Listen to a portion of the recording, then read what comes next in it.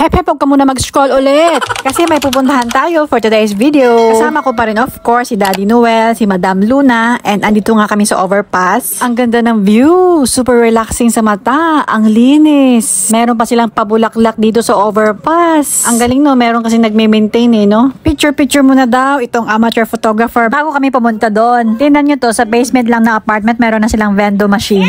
Madaming choices ng drinks dyan. And nandito na nga tayo sa park. Ito yung Cho Cho Kang Park. Bali, second time namin pumunta dito. Unang punta namin is yung baby pass talaga si Luna. Dito pala ang dami ng batang nag-i-scooter. Unang pinuntahan na naman ni Madam, of course, itong slide.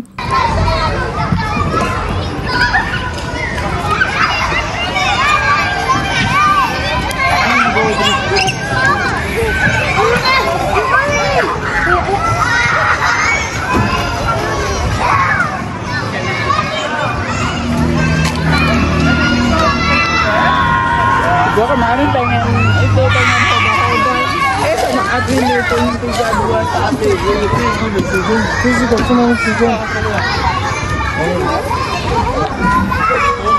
kita mau kasih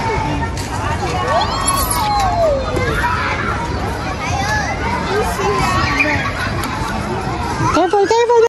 Eto, nahihilo na kaming kakasunod kay Madam. Gustong-gusto niya ng slide, hindi siya nagsasawa. Pabalik-balik siya dyan. Mas ayaw pa niyang bitawan yung bit-bit niya. Ganito to, kapag meron siyang gusto, ayaw niya talagang bitawan. Naku, nakailang rounds na si Madam. Pagod na akong kakasunod sa kanya. Kailangan ko kasing sumunod kasi baka meron siyang mabangga dyan or something. Alam niyo naman si Luna, siga. O, last na yan, Luna. Hindi pa talaga siya nagsawa dito sa maliit na slide. Ag-ikot-ikot siya at ayun, nakita na yung big slide na yun, oh. Paikot na yan, delikado yan. Para sa malalaking bata to, pero gusto niya o tinuturo pa nga niya, sinisilip-silip pa nga niya Meron pang mas malaki dyan na slide. Itong green. Ayan mas grabe to. Ayoko to kahit nga ako, adult na ako. Ayoko yung meron pang pazigzag dun At dahil marami pang bata, ayaw pa ni Lunang umuwi. Ayan, paikot-ikot siya dyan. Kung saan siya pumupunta dahil gusto niya makipaglaro. Meron din pala dito na court ng badminton, volleyball, basketball, at saka yung mga exercise, built-in equipments, andyan din.